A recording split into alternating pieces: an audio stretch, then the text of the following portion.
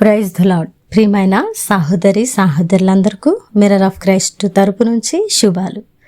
ప్రియమైనటువంటి వాళ్ళారా, మీరంతా బాగున్నారని విశ్వసిస్తున్నాము. వినవాక్యాన్ని షేర్ చేయండి. ఈ పరిచర్య బహుభారం కలిగి ఉన్నది, సహకరించడానికి ముందుకు రండి. మరి ఈరోజు దేవుడు మనతో మాట్లాడుతున్న బలమైన మాటలను ధ్యానం చేద్దాం.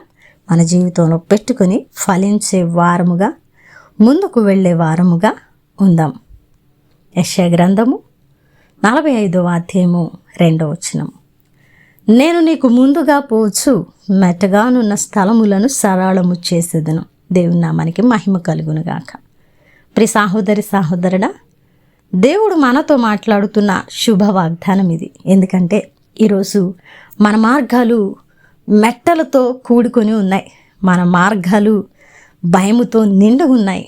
మన మార్గాలు అన్నీ కూడా భీతితో, మన మార్గాలు అన్నీ కూడా కష్టతరమైన ఇరుకు పరిస్థితుల్లో ఉన్నాయి. కాబట్టే ప్రతిరోజు దేవుని సన్నిధిలో ప్రార్థిస్తున్నటువంటి మనము, ప్రభువా, నా మెట్టగానున్న స్థలములను సరళము చేయి నాయనా. నా పరిస్థితులు సరళము చేస్తే నేను మునుముందుకు కొనసాగగలుగుతాను అని ప్రతి విషయంలో కూడా ప్రార్థిస్తున్నాం. మన పరిస్థితులను ఎరిగిన దేవుడు మాట్లాడుతున్న మాటలు ఇవి. కాబట్టి ఈరోజు మన పరిస్థితులు ఎలాగున ఉన్నా కూడా ఆయన సరళము చేసే దేవుడట.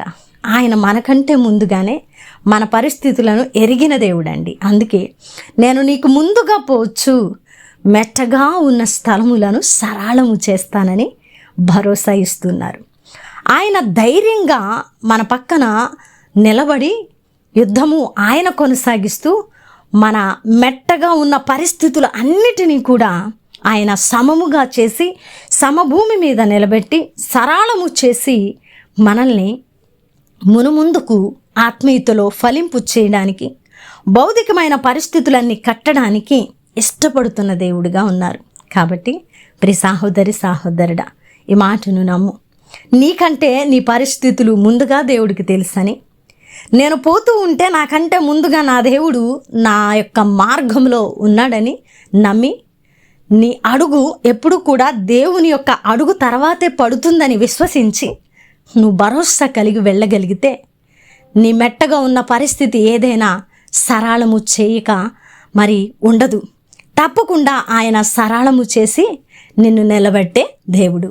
కాబట్టి మనము వాగ్దానములో ఇవ్వబడినటువంటి ప్రతి మాటను క్షుణ్ణంగా గ్రహించి లోతుగా ధ్యానం చేసి ఆత్మీయతలో దానిని ఆలోచన చేసే వారంగాను, దానిని స్వతంత్రించుకోవడానికి, ముందుకు వెళ్ళడానికి బలము కలిగిన విశ్వాస సహితమైన ప్రార్థన చేసేవారంగా ఉండాలి. ప్రియమైనటువంటి వారులారా, వాగ్దాన నెరవేర్పు మన భక్తి జీవితం మీద ఆధారపడి ఉన్నదనే వాస్తవాన్ని మనం ఎప్పుడు కూడా మర్చిపోకూడదు.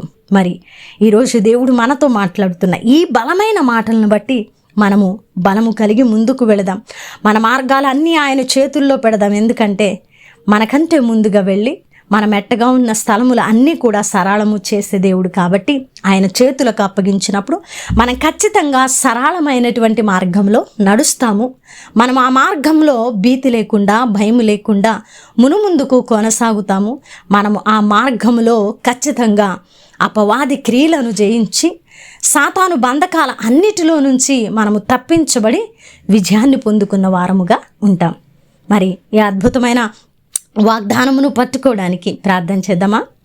పరిశుద్ధుడా, ప్రేమ కలిగిన తండ్రి, మీకు వందనాలు. అద్భుతమైన వాక్కు చేత మాతో మాట్లాడి మా హృదయాలను కట్టి బలపరిచినందుకు వందనాలు ప్రభువా. అయ్యా, మాకంటే ముందుగా వెళ్ళి మెట్టగా ఉన్న స్థలముల అన్నిటినీ సరళము చేసి నాకు ప్రభువా మార్గాన్ని సిద్ధపాటు చేస్తానని ఈరోజు మీరు ఇచ్చిన భరోసాను బట్టి వందనాలయ్యా.